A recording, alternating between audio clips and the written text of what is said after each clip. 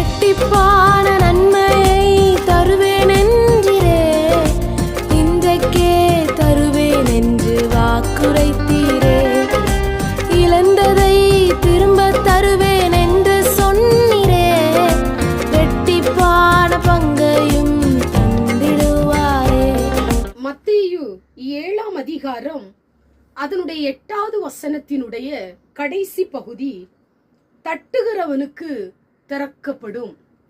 இந்த வார்த்தையை கேட்டுக்கொண்டிருக்கிற எனக்கு அன்பான தேவ பிள்ளைகளே, பல இரவுகள் நீங்கள் தட்டி கொண்டிருந்த அந்த கதவு, பல மாதங்களாக தட்டி கொண்டிருந்த அந்த கதவு, பல நாட்களாக தட்டி கொண்டிருந்த அந்த கதவு உங்களுக்காக திறக்கப் போகிறது.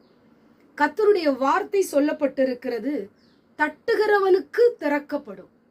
நீங்கள் தட்டிக்கொண்டே இருப்பீர்களேயானால் ஆண்டவர் இன்றைக்கு உங்களுக்கு கதவுகளை திறக்கப் போகிறார்.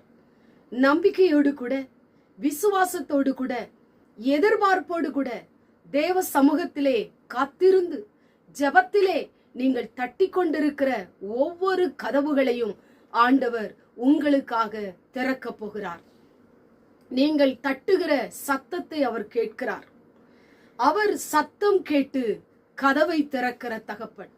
எந்தெந்த காரியத்திற்காக நீங்கள் தட்டிக்கொண்டே இருக்கிறீர்களோ, ஒருவேளை அழுது கொண்டே தட்டி கொண்டிருக்கலாம், சோர்ந்து போய் தட்டி கொண்டிருக்கலாம். ஆண்டவர் இன்றைக்கு எனக்கு ஒரு கதவை திறக்க மாட்டாரா என்று சொல்லி நம்பிக்கையோடு தட்டி கொண்டிருக்கலாம். எத்தனை இரவுகள் நீங்கள் தட்டிக்கொண்டே இருப்பீர்கள். ஆண்டவர் இன்றைக்கு அந்த இரவுகளுக்கெல்லாம் பிரதிபலனை இன்றைக்கு ஆண்டவர் உங்களுக்கு திறக்கும்படி ஆண்டவர் செய்ய போகிறார்.